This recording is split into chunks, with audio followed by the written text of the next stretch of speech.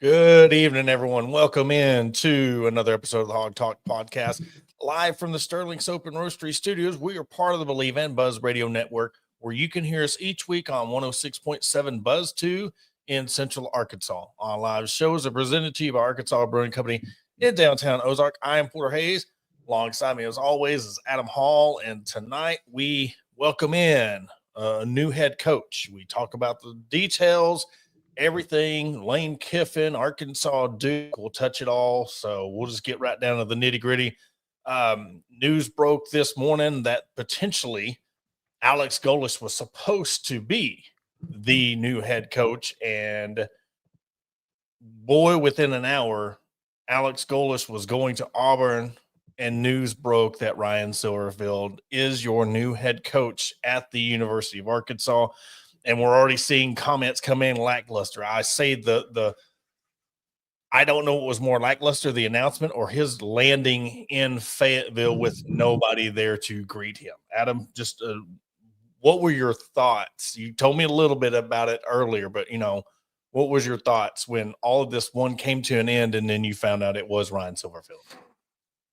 I have felt fairly defeated most of the day. And I don't mean for this to sound like a shot at Ryan Silverfield, because one thing I think we can all need to make clear is I'm not mad at Ryan Silverfield for taking this job. Ryan Silverfield hasn't put Arkansas in the position that they're in right now. I'm disappointed in the powers that be in Hunter Yurachek for this. I feel defeated because of them. So any ill will, animosity, whatever, none of it is directed towards Ryan Silverfield at all. But I feel like if we went into this kind of not overly hyped, but hyped about the possibility of Alex Golesh and what he brings to the table. I mean, we're posting some of his interviews, some of his clips, just so people can understand who he is and his philosophies and whatnot. And then to have, basically the rug pulled out from under us, and we'll get into the reports, the leaks and all that. But at the same time, it's just a defeating feeling. And it's, I feel like a lot of us had higher hopes. We just ended a 2-10 season, so we were already kind of numb and beat up. And so I felt like today was going to be a new start. But then here we are, the same kind of defeating feeling. Mm-hmm. I felt betrayed. And I know that is a really loose term to be using in the world of college football, where you got a head coach making the college football playoffs and he leaves for another SEC school. Our players leave, but when we were promised NIL money, we were promised that we're going to take a leap of faith. We're going to be going to a new level of college football. We are going to be able to compete for a college football playoff.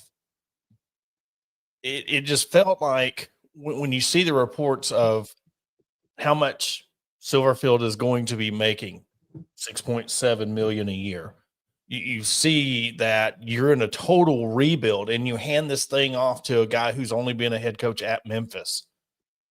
I just lackluster is the thing, and I don't know if a lot of it had to do with because Golesh was put out there. Did they screw the pooch on the Golesh deal?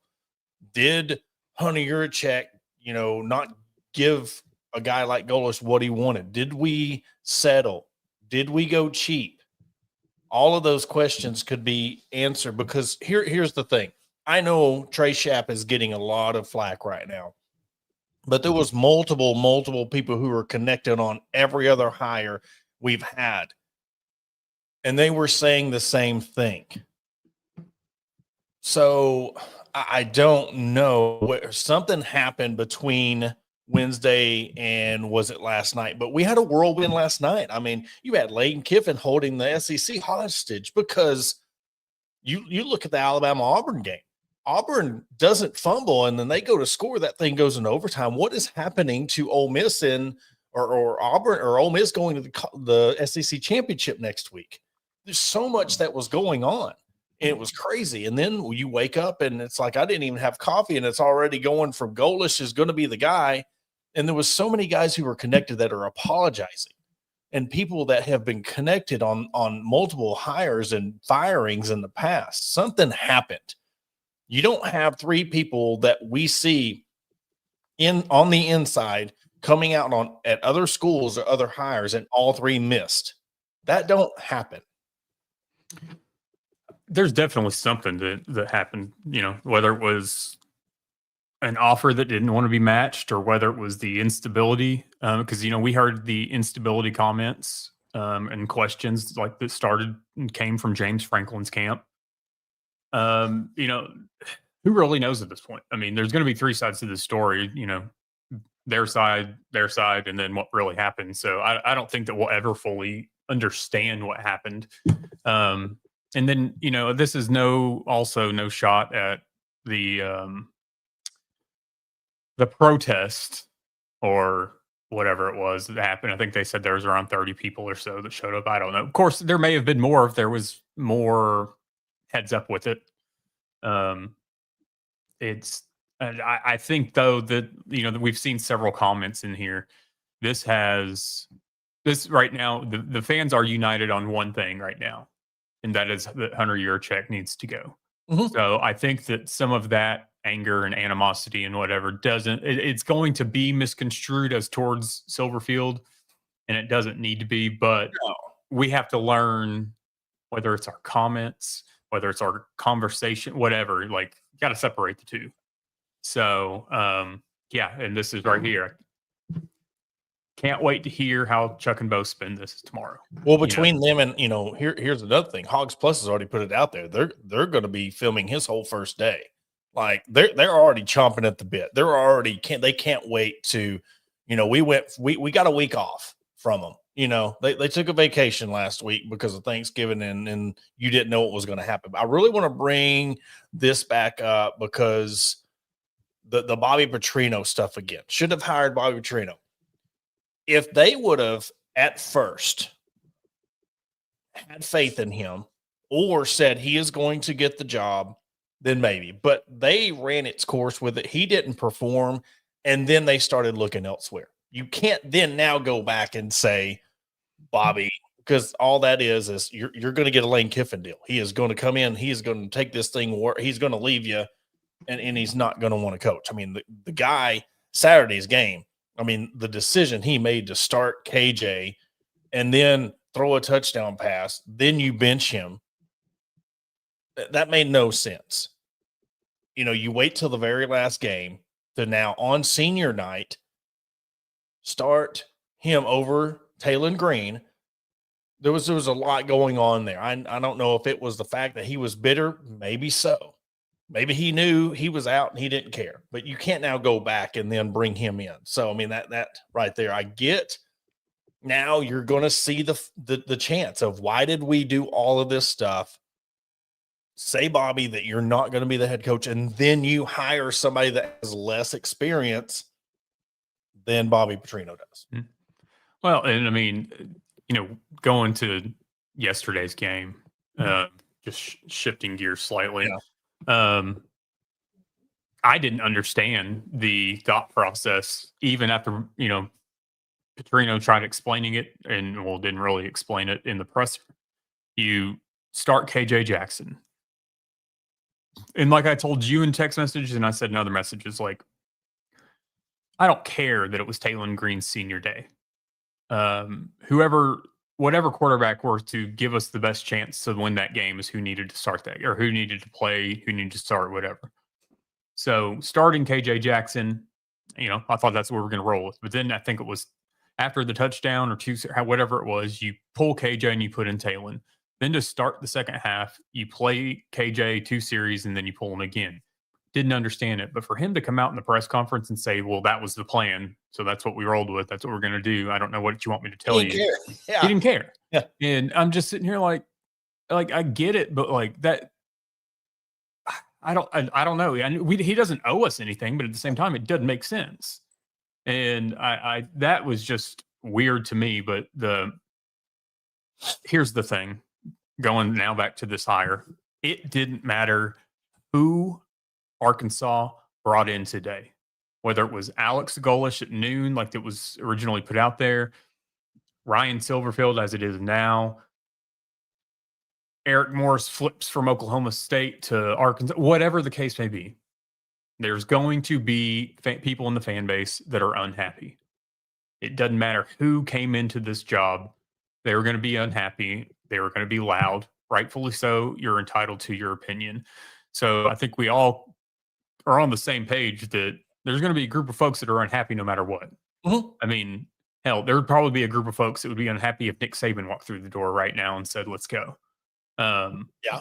But it's one of those things. This, again, is nothing on Ryan Silverfield. I hope nothing but the best. I wish nothing but the best.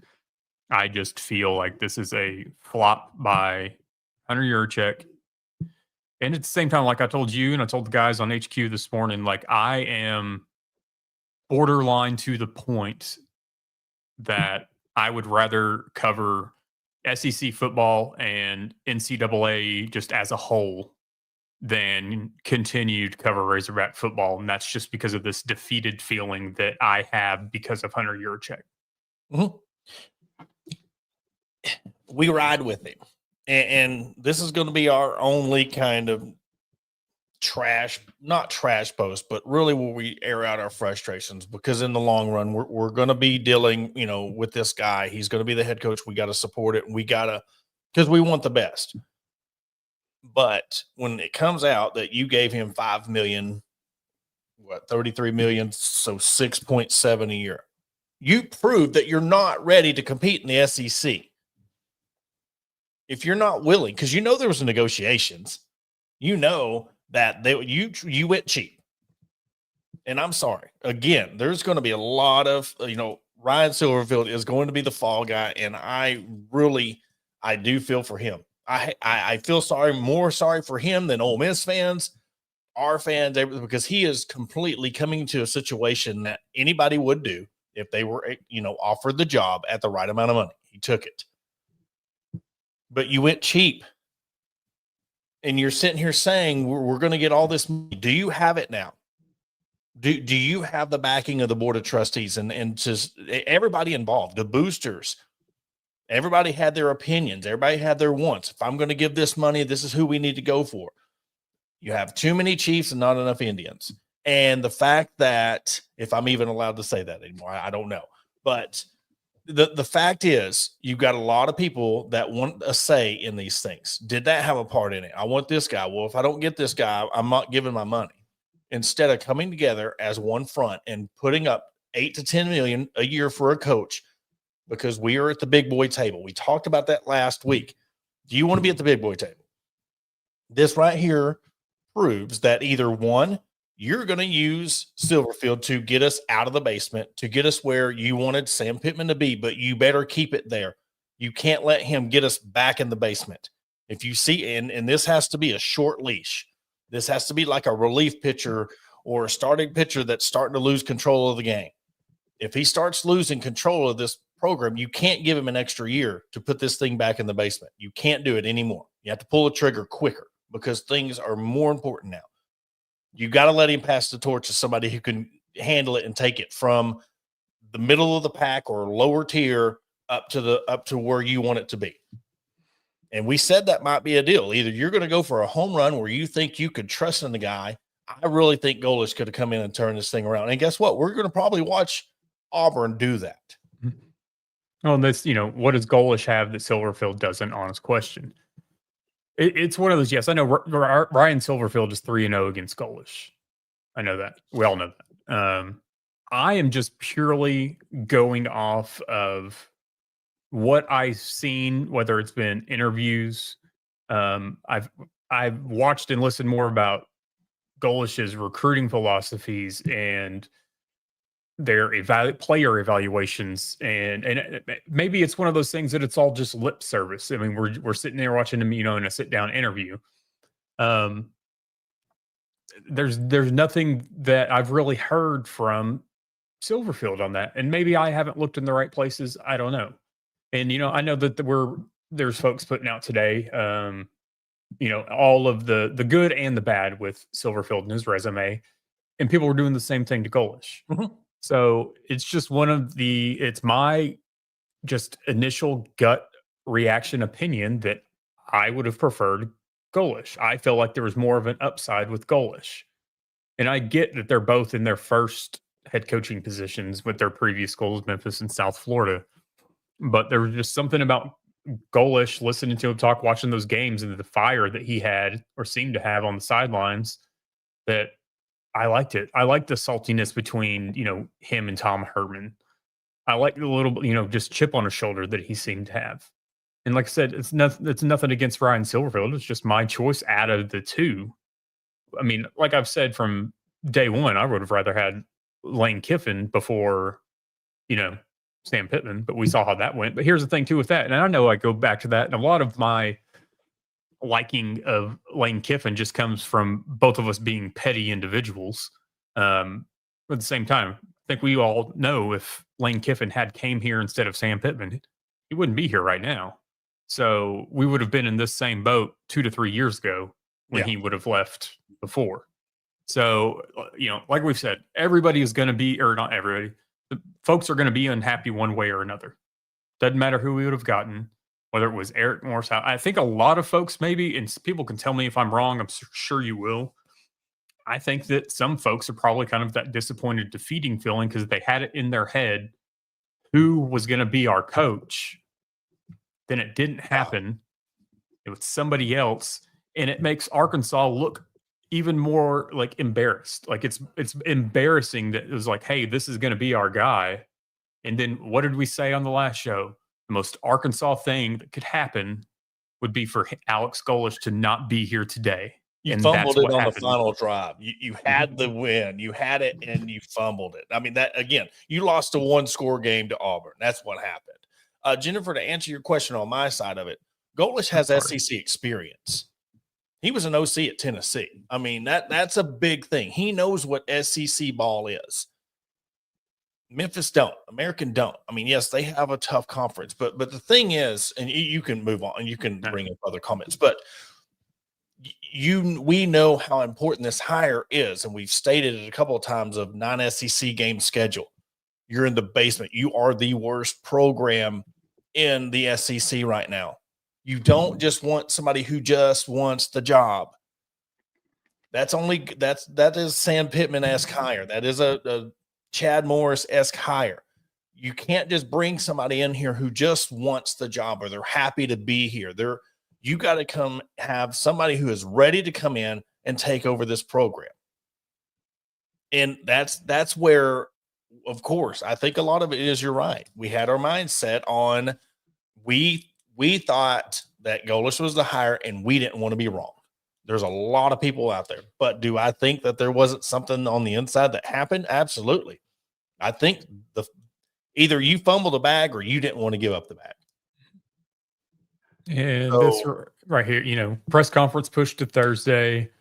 We need to know there's financial support. We need to hear about So obviously we don't know. Hunter's got to do his Tuesday spot. That's the thing. That's another thing that pisses me off.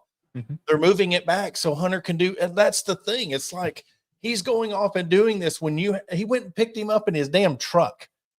Like if you see him getting off the plane to nobody, and then he's shaking the hands of a little boy or a little kid, and then Hunter's in the truck, go Hogs. Like this whole day was underwhelming. Mm-hmm. And now he's going to go off and do his thing on Tuesday night, probably fumble that again.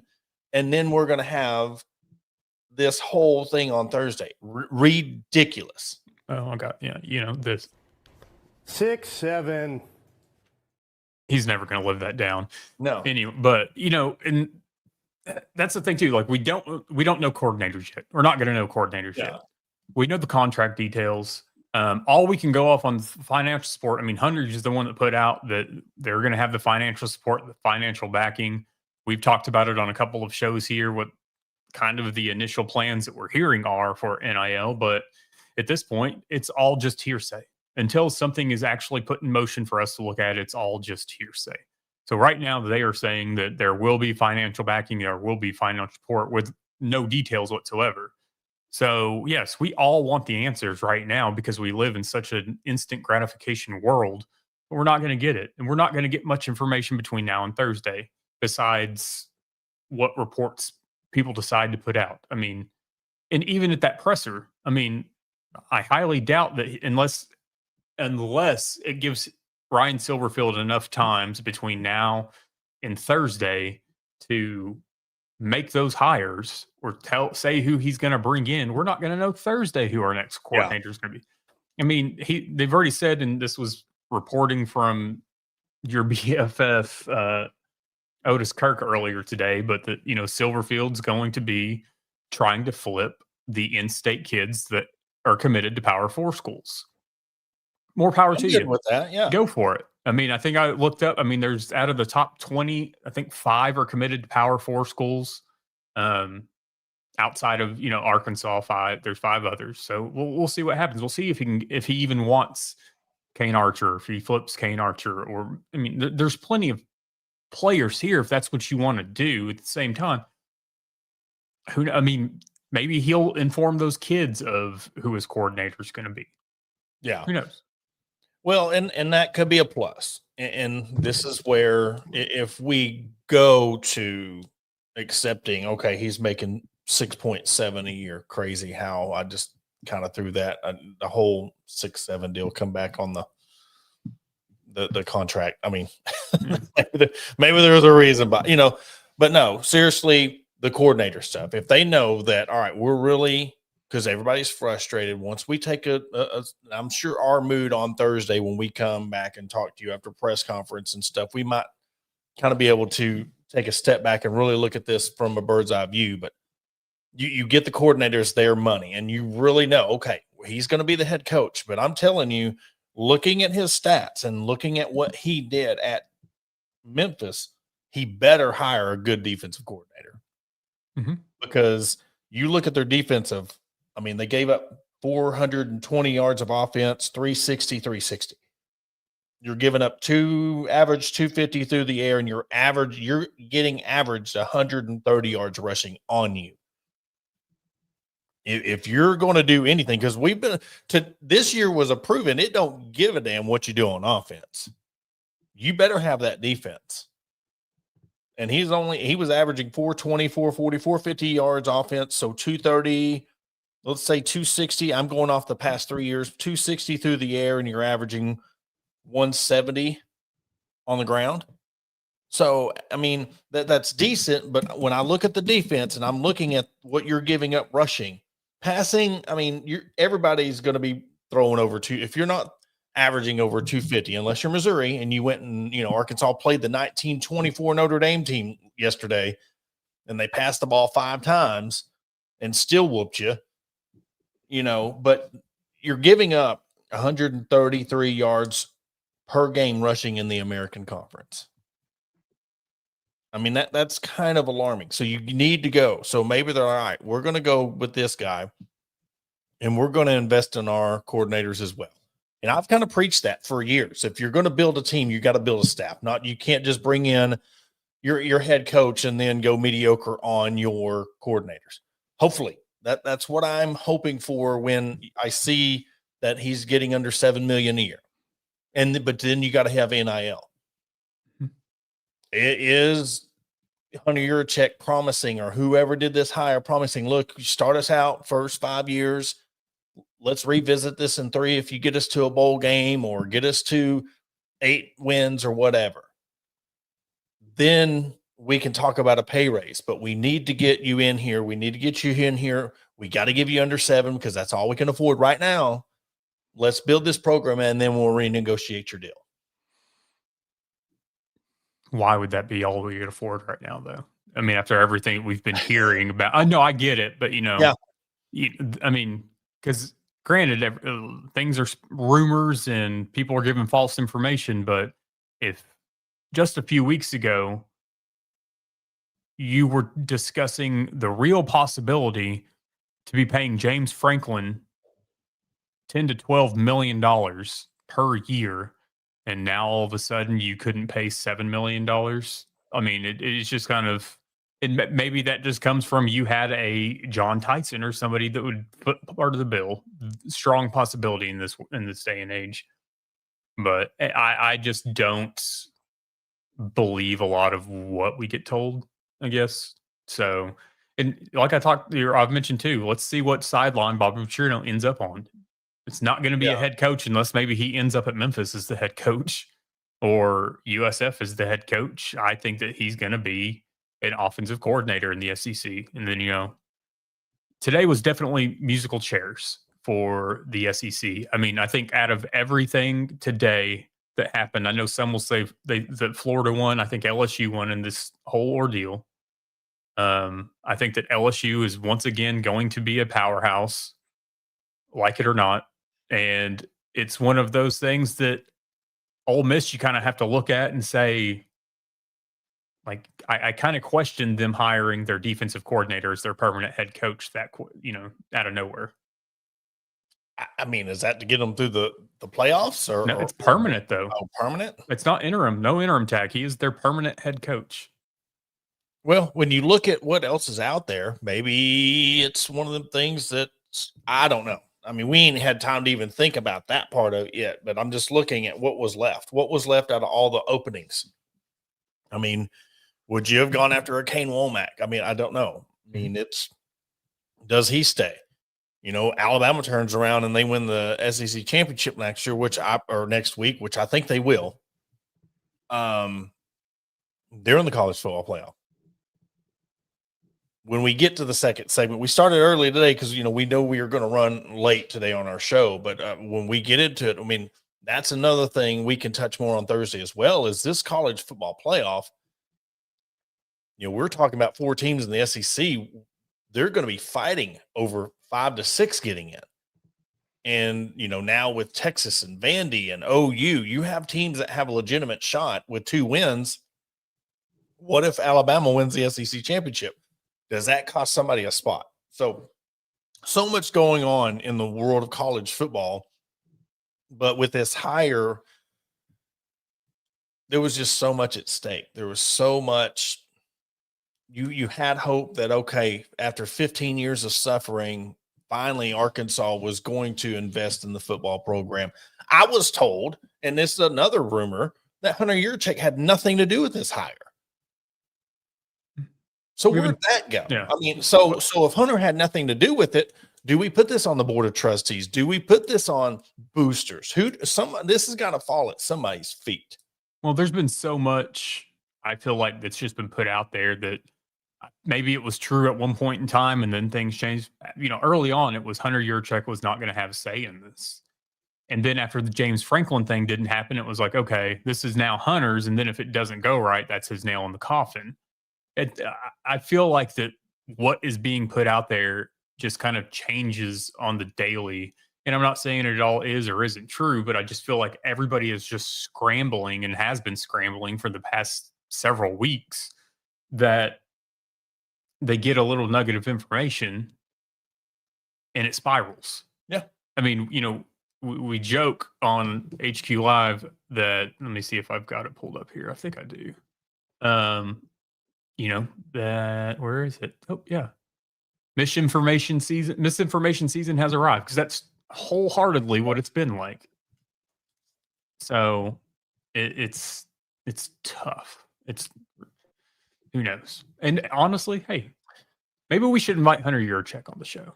We've had him on before. I mean, we were underneath much better terms, during the, it was right when NIL happened, before he really came out and stated his stance on it. We had him on to talk about that. But answer this question. Is there no one that knows Arkansas culture inside the athletic department outside of Matt Zimmerman? No, because they fired him. I mean, Kevin Trainor was it, and they let him go. So no, I don't know. I mean, I don't know who. I mean, if you want to go football department, I mean, yeah, you want to lean on your SIDs but watching Trey Biddy's walk and talk and just how frustrated he was for him to let go and just finally just let it all out. I think that's the thing, is like, you're so ready for this season to be over, and you're like, okay, I can't wait to see what's next. And for it to be this, you're just like defeated, deflated, all those, because there is no promise in this hire. There's no hope in this hire unless we're all fooled. And hey, the way we were fooled on this hire, you never know. We might be coming back saying, hey, this guy's got a good team. But you're having to rebuild a whole staff and a whole team. How many players are going to, like, they showed a picture of him talking to the team today. How many of them people are even going to be here in 2 weeks? I mean, I just wonder too, like, what's he saying to them? Like, hey guys, I'm the coach that beat you earlier this year.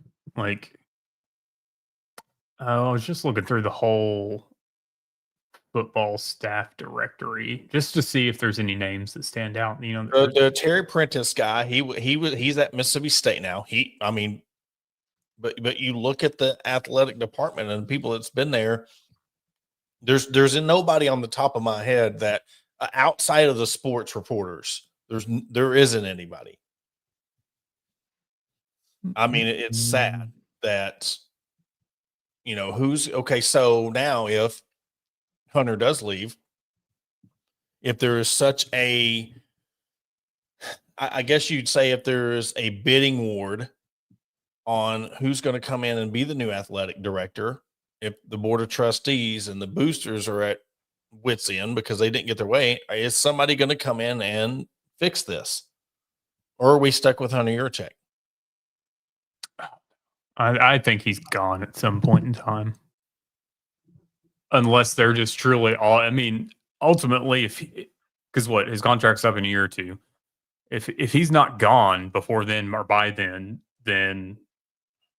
everybody, board of trustees, chancellor, everybody has just told you that all they're worried about is the bottom line, that they don't give two dams about anything else than the bottom line and making money. Yeah. Well, the good thing is we'll just kind of, again, I know the hire was lackluster and, you know, everything, but you do have to look and see what Silverfield did at Memphis. And I know it's Memphis, but when you're looking at how Arkansas done, and you're looking at a guy who beat you, and that's one that previous mentioned guy was talking about Roberts beating women's basketball, and you hired their coach to coach your women's basketball team, and now Memphis beats you at football and you hire their coach. I mean, he's only had 1 6-win season. Other than that, I mean, you go back to 2020, 8-3, then they were 6-6 in 21, 7-6, 10-3, 11-2, and 8-4. And he's won every one of his bowl games. So, but again, team like Memphis going into these bowl games, I mean, be auditions. I don't take into account really as much bowl wins anymore. They don't mean the same if it's not in the college football playoff. But he is 74-50 overall. That's as of today. I think that some said 75-50, but 74-50 overall and 4-0 in the bowl game. So at least he's got winning on his side. And there is a lot of people that are on the outside that they like the hire. So it's one of those things that we are in our emotions. I think a lot of it is because of what you said. The whole fact that what we thought, what we got, it doesn't meet our expectations. But then again, how much of us do we really know about Alex Golish last week before his name popped up? If they wouldn't have said Alex Golish's name on Wednesday and they ran with Silverfield, because you brought up a great point, how many people were calling for Silverfield to get the job 10 weeks ago or 11 weeks ago? So how many people have now put that in our pocket and forgetting, man, he beat Arkansas. Maybe he should be the head coach. Because I went back and, you know, just in Hog HQ after that Memphis Arkansas game, I went back and there's a lot of comments and a lot of posts pro Ryan Silverfield. And I get it. People are mad and frustrated because we had just lost to Memphis. But, you know, here we are that many weeks later and people are up in arms over it. So, and apparently this just goes for you because your name's on it. You need to talk more positive.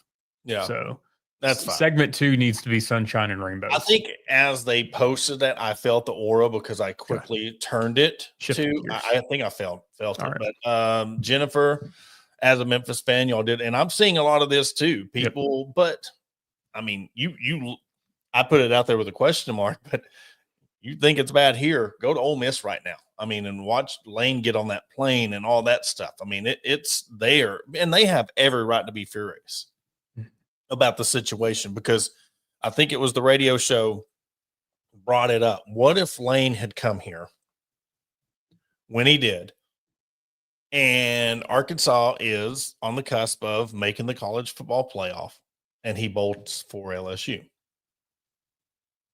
What would Arkansas fans be doing right now? Flipping out, and rightfully so. I mean, and honestly, I think you're going to have a lot of people, maybe outside of the SEC, maybe outside of Arkansas, but I think you're going to have a lot of people pulling for Ole Miss in the college football playoff just to stick it to Lane Kiffin. Yeah, because it would be hilarious if Ole Miss were to win a national title and Lane Kiffin wasn't there for it. So that'd be hilarious. Yeah, I'd love it. But that's the irony of sports, and we're all hypocrites in some way because it's like, we're laughing and making fun of Kiffin, and we're calling, his own fan base can't turn a hoe into a housewife, and we're all the. But if he was to do that and then come to Arkansas, we welcome with open arms. I mean, who wouldn't? It's just the thing that this is where college football is. Expect the unexpected, and nothing will surprise you, and trust no one until it is out that this is a done deal. And that's just how you have to handle everything now. If we're not on the inside, we just got to run with what we are told, go with it, and then adjust when things change because we know it's going to change, and go from there. Yeah. I mean, it's one of those that, like we said, the sadness or defeatedness is nothing towards Ryan Silverfield. And guess what? Here in a few weeks, or when he starts making his hires, or when he starts flipping a couple of commitments or in-state commitments or whatever the case may be, it's going to be a different tune for a lot of folks, us probably included. Hang on, I'm just going to see. Okay, so we got somebody in their feels right here. Thank you for also thank you for helping our algorithm by commenting and watching and whatever. Yes. So let's see. Sean McVay, Ryan Day, Andy Reid, Nick Saban. You all think that U of A could just snap their fingers and people like this would come running? Guess what? I mean, I've never once thought that any of those coaches would come here. But I guarantee if you'd offered any of them coaches $8 million, they'd have came here. I mean, you got what you paid for. I'm sorry. And I hope he does come in. And like I said previously, let us have this one episode where we're you know what I'm saying? Like give it to the time to, because everybody's pissed. We're not the only ones that are ranting and raving. Everybody. I mean, you had people show up at the Jerry Jones Center or whatever, and so it is what it is, and we'll figure this out. But we've also said we want what's best for the program. We want Arkansas to do well. We hope Ryan Silverfield comes in and changes this program. And guess what? I hope they're using this fuel. I hope they're putting what us and everybody else is saying on the bulletin board to give them motivation to win, because you're going to need it. You've got a guy come in. He's only been at one school. Did he build Memphis, or did he take what Norvell built? This is going to be a test. We're going to see real quick, because you've got an SEC schedule that you have 9 games on, and you have 3 years to get this thing out of the ditch. I mean, honestly, I think 3 years should be it for any coach. If you can't have some sort of success within 3 years in this day and age with NIL and the transfer portal. And yes, I know somebody say Arkansas didn't have NIL. I get that. You've got to find it. You've got to put it up. Yeah. So if you can't turn things around in 3 years, I feel like you've got to move on. Oh, well, and the thing is, there's a lot of people that are saying, I mean, great hire. There is people that are behind this. And again, I hope we are proven wrong because we want somebody to come in. And, I'll go back to my school. When Dabo was hired, we didn't know who the hell he was. And you know what? I looked up. Do you remember, and we can ask somebody in the comments before I reveal it, and I want to fact check just before I do. Do you know what Houston Nutt's record was at Boise State before he come to Arkansas? You know how old I was? Hold on, let me look it up real quick.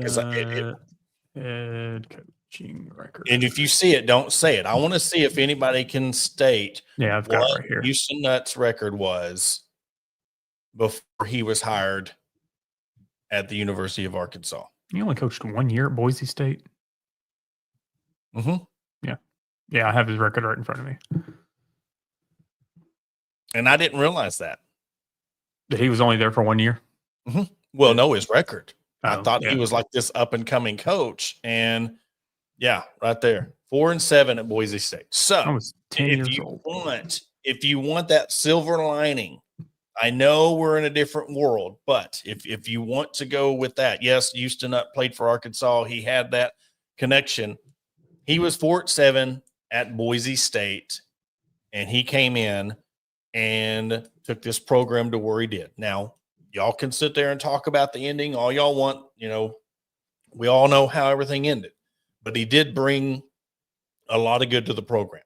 So can Silverfield come in right across the river? So yes, you're at Memphis, but you're familiar with Arkansas. You're familiar with what the SEC is. Can you use that and be like, all right, can we come in and change this? But I do give him credit for coming in and saying, I'm going to get some in-state kids. And if he does, this is what we won't take is everybody was talking about get the top kids, get the top kids, get the top kids. If he starts coming in and getting these top kids, don't sit there and start bashing it. Because that's what a big complaint is nobody was going after the top kids in Arkansas. And I will say this, you need to go get Kane Archer. I'm sorry. I watched the kid play. I've watched his film. I'm not saying that he's going to come in and be the starter next year. I'm saying get him on campus. Watching how he sees the field, reads the field. You got Diego Pavia at 6 foot probably going to New York for the Heisman campaign. You get that kid at Arkansas and you give him what he wants, and that's to be a Razorback. Grant Morgan, Drew Morgan, Connor Nolan. Look at all these people that were at Greenwood come to Arkansas and did well. I'm not saying come in and be an All-American, but you get him on the campus, and in a couple of years, he's going to do well. I've just seen him play against the top talent in the state, and I don't think he's ever lost a game. No, I agree with this right here that I think that Silverfield's biggest mistakes and accomplishments are going to be what staff he hires. Yeah. And there was another comment, I think Derek Simpkins further up. I mean, you're about to see a bunch of changes, not obviously with the head coaches we're seeing, but with coordinators also. Go spend $2 million on an OC-DC, especially defensive coordinator. I think you have to do it in this day and age. Yes. You need to go pay for your coordinators and stop hoping to strike lightning in a bottle. Go pay for one that's proven. Yes, exactly. You need to, because we've listed off the people that are at these other power four positions that are head coaches. They have defensive coordinator minded, and you go get a top-notch defensive coordinator, you have a chance. You got to have the defense, because if you're going off what he did at Memphis, you're giving up too many yards on the ground.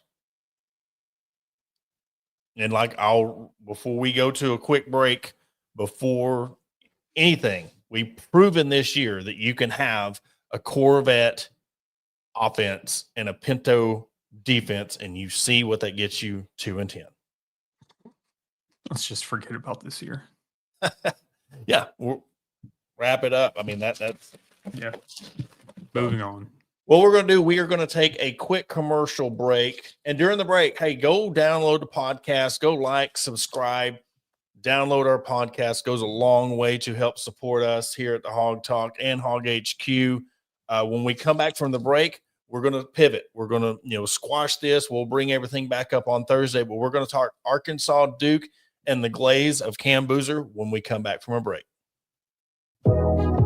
Searching for premium brewery products that will take your daily routine to the next level? Look no further than Sterling Soap Company. Our handmade soaps, aftershaves, and balms are made with only the finest ingredients that give you the ultimate grooming experience. With a variety of scents to choose from, there's something for everyone. Plus, our products are crafted in small batches to ensure the highest level of quality. So why wait? Visit www.sterlingsoap.com or visit our retail store at 16 West Walnut Street in Paris, Arkansas. Shop our collection and discover the difference for yourself. Upgrade your grooming routine with Sterling Soap Company. Are you looking for a place to grab a cold drink and some delicious food? Look no further than Arkansas Brewing Company. Located at 201 South 1st Street in beautiful downtown Ozark, our establishment offers a wide selection of craft beers and tasty eats. But what sets us apart is our welcoming atmosphere and friendly staff. At Arkansas Brewing Company, you'll always feel like part of the family. So visit Destiny and Christopher Brockett and staff today and see for yourself what makes us the go-to spot for locals and visitors alike. Arkansas Brewing Company, come for the drinks and stay for the friends. Attention DIYers and home improvement enthusiasts. Are you searching for the right tools and the supplies to tackle your next project? Look no further than Mentor's Hardware Store. With locations in Ozark, Alma, and Clarksville, our vast selection of hardware and building materials is sure to have everything you need, whether you're fixing a leaky faucet or building a new deck. Plus, our knowledgeable staff is always on hand to offer expert advice and guidance. And with our competitive prices and convenient online ordering, Mentor's Hardware Store is your one-stop shop for all your DIY needs. Visit us today and let's build something amazing together. Are you looking to take your career to the next level? Look no further than ATU Ozark Campus. As a 2-year satellite campus of Arkansas Tech University, we're dedicated to a quality workforce education, industry partnerships for in-demand jobs, and tailored paths for success. Our programs are led by industry professionals. Whether it's a certificate or you're aiming for a graduate degree, ATU Ozark has you covered. Visit our website at www.atu.edu/Ozark or contact us at 479-667-2117. Your future begins here. Welcome to Ozark Area Chamber of Commerce, where our mission is simple: encourage, promote, and aid an enduring environment of shared economic opportunity and civic development for the Ozark, Arkansas area. Whether you're a local business owner or a resident, we've got something for you. Shop our unique local businesses, explore the beauty of Ozark, and savor local flavors and find cozy accommodations. Join us in building a stronger community. And to learn more, contact us at 479-667-2525. Remember, together we thrive. And I want to welcome you back to the Hog Talk podcast. And we'll pivot to basketball news because, we've really done the Razorback basketball team a disservice with talking about all this craziness. But I think we need a mental break from football news and switch over because Arkansas played a big game on Thanksgiving night, played Duke. And I don't know what was worse, listening to an Alabama football game on CBS or listening to them talk over and over and over. I really thought Dick Vitale was calling the game. It was so bad listening to that game on Thursday night. I mean, it was the same thing last season with Cooper Flag. So when you've got the potential number one pick and he goes to Duke, that's how it's going to be. So it's one of those things that I didn't, in my heart of hearts, did I think Arkansas was going to win? No, didn't. Did I think they could win? Yes. I think it was the first half. Arkansas was up either like 7 or 10 or something right around there. They had their swagger going, had their confidence going. I mean, the score was in the 20s. I thought that was it. And then the next thing I know, Duke's up 10. And it was just out of reach for Arkansas. So Arkansas, obviously, there's still issues. They still haven't fully gelled and clicked. And I mean, I know it's going to eventually get there. Duke is just, way ahead of a lot of other schools. But then who was it? I forget who was it the other day. One school beat somebody like by 40 points. It was a ranked game. Let me see which one that was. I wish I had that pulled up beforehand. But no, Cam Boozer to me is still, going to be potentially the number one draft pick in the NBA draft this year. Yeah, absolutely. It's the thing that you're watching him. He is a legit player, and probably will be the number one. But when you allow the guy to, from the 3-point line or from the free throw line, body his way in, hook, extend the arm, push off, extend out, and then set, and then go up, you are going to get a foul called every time. And that's what he did. And I have never sat there and watched a game, and I'm like, in football, we've sat there and talked about, refs, this and that. But this was a game where I looked, and they were letting him do whatever he wanted to. Pringle did amazing on him starting out. They never let Arkansas get in a defensive rhythm. They never let somebody come down there and really try to shut him down. They let him do everything he wanted, and then he gets to go up, gets an and one, or gets a foul call when he is extending his arm. I understand you can sit there and use your elbow, but when you're wrapping your arm around or you're extending your arm, there was a picture where he had his hand all the way out on our defender.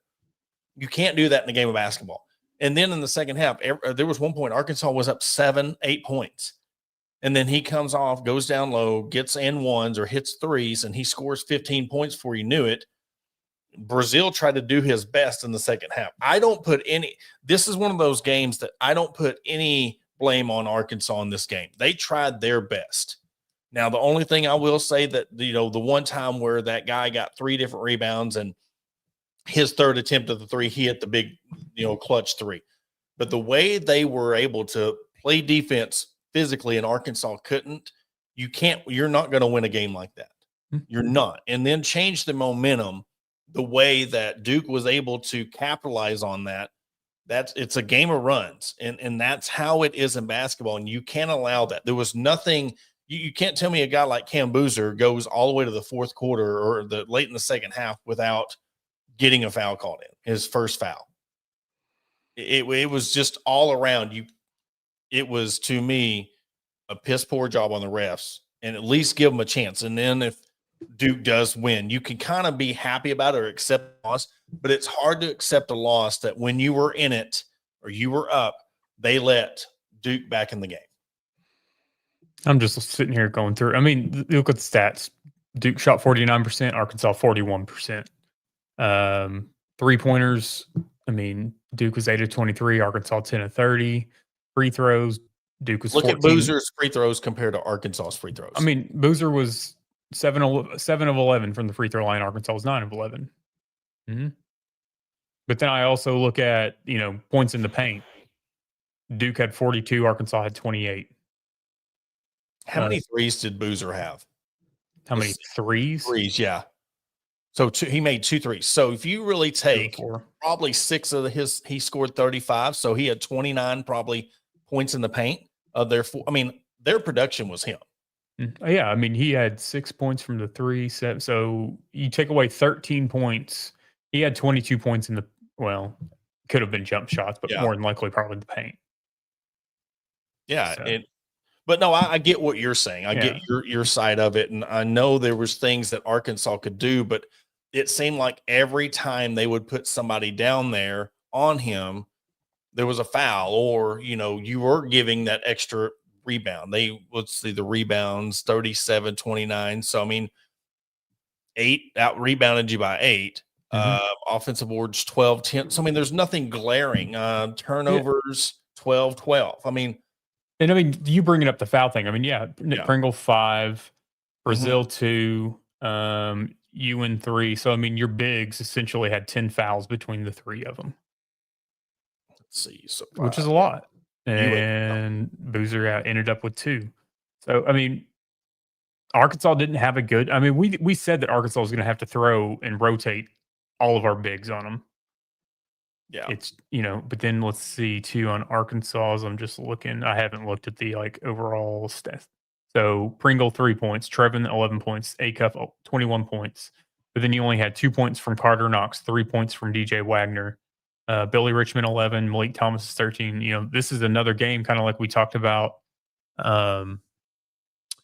What game was it? One of the last Arkansas games that Acuff was the only one, or no, Malik Thomas was the only one that showed up. Was it the Michigan State game? Yeah, or no, it was sooner than that, I thought. Anyway, but it was what game did we struggle in that we almost lost, but we didn't? Liberty. Winthrop. Winthrop. Yeah, sorry. This is another game that this is what happens when only one of those guys shows up. Before it was Malik Thomas, and then this one it was Acuff. So there's games that we're seeing this happen that one of these 2 or 3 guys, they basically just disappear, and we don't know what to do. And here, Darius, 21 points. Malik had 13. Look, if you have 2 guys, you have those 2 guys out there. You have Acuff and Malik, and I think we're going to see that transition once they get more games. I am okay with DJ Wagner not shooting the ball.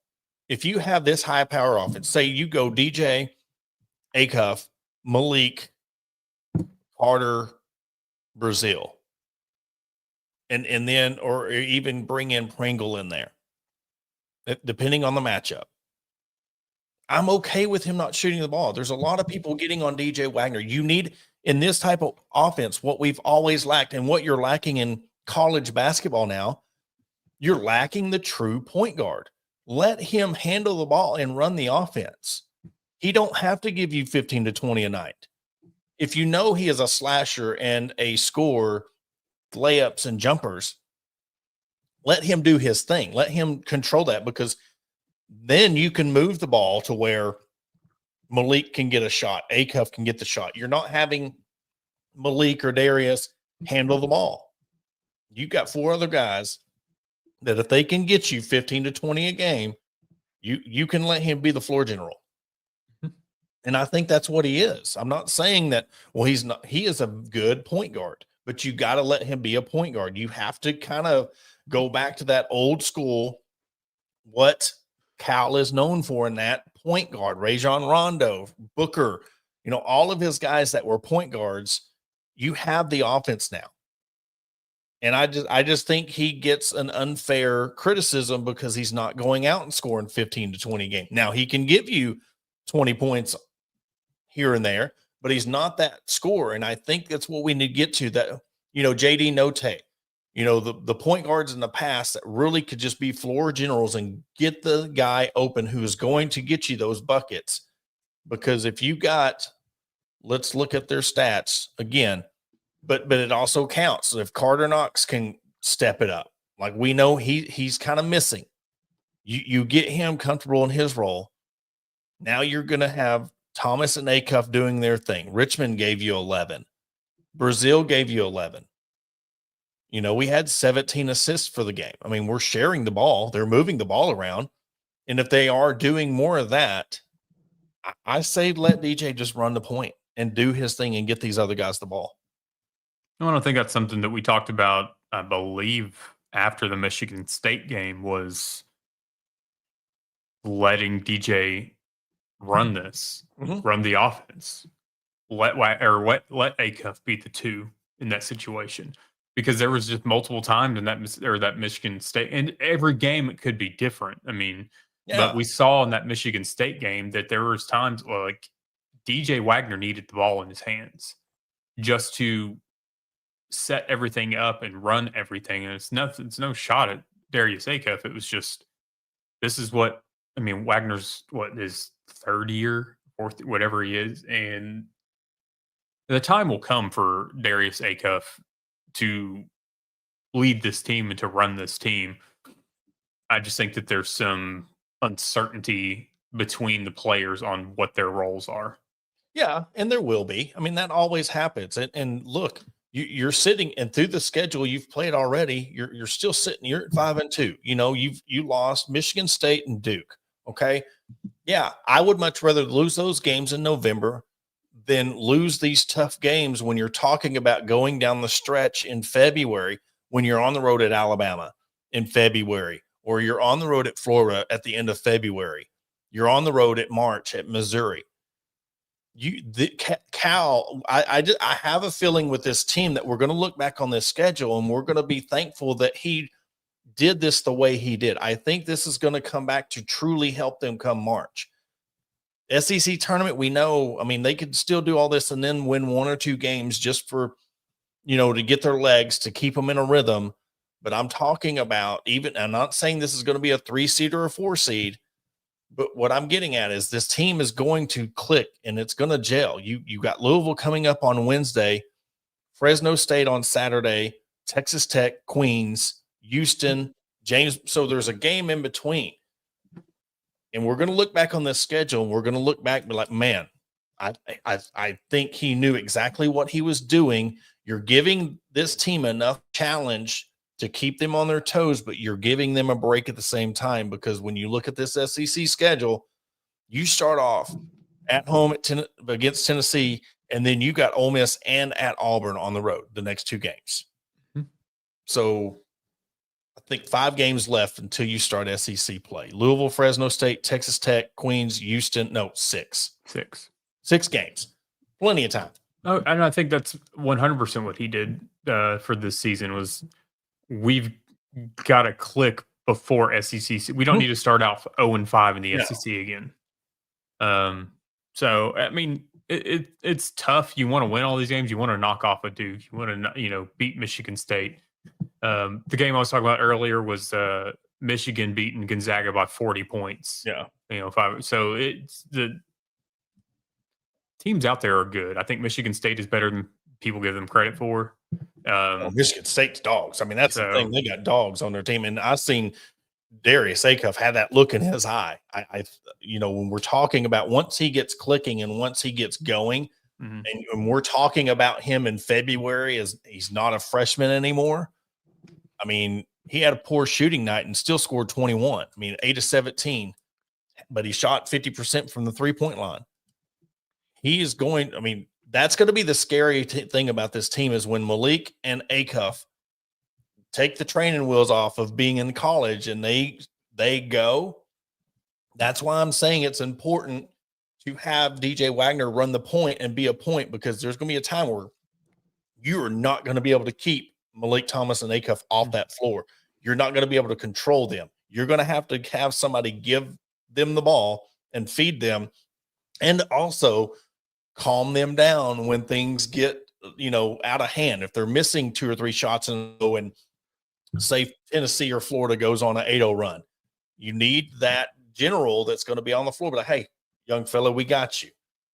Let's take a breather. Let's reset and let's get back in this game. And if I could plead with anybody too, it's, Wednesday night, 6:15 on ESPN, you have number 6 Louisville coming to Bud Walton Arena. Everybody show up, please. Mm-hmm. They need a huge crowd for this game. It's the number 6 team in the country. So if you're not going to go, I mean, find somebody to take your tickets, but they need the actual attendance to be 19,200, not just be what they post, after the game for the attendance. Pack the Palace right here. If you can't call the Hogs, let someone else. Transfer your tickets to a friend, family member. Sell your tickets on SeatGeek. Donate your tickets to the Hog Ticks at uark.edu, and they'll give them. Yes, that we need to pack the Palace. We need to rally. I know we're down, we're out, we're licking our wounds from football season. We're not too excited about what happened with the coaching hire. We haven't won our 2 big games that we've played, but it's time to fully now shift. It's time to fully now accept football's over with. We got our coach. Let's see what he can do. We've been proven wrong before.